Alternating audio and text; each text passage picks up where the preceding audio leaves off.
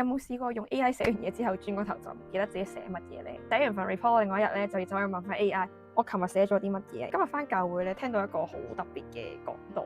咁講完啦，就分享咗第三代人嘅貧窮。以前咧就叫做窮得只剩下錢了。咁講完咧，亦都有講一句嘢，好希望在場嘅各位都可以好有勇氣咁樣，好有自信咁同我講一句嘢，希望你係窮得只剩下主。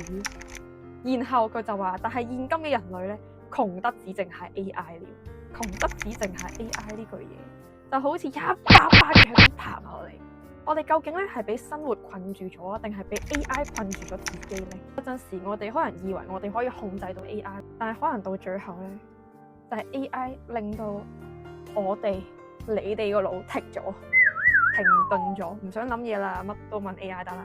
無論點都好啦，都希望我哋喺呢個世代可以活得更加有智慧。今日你有冇用過 AI 咧？不妨喺留言話俾我知。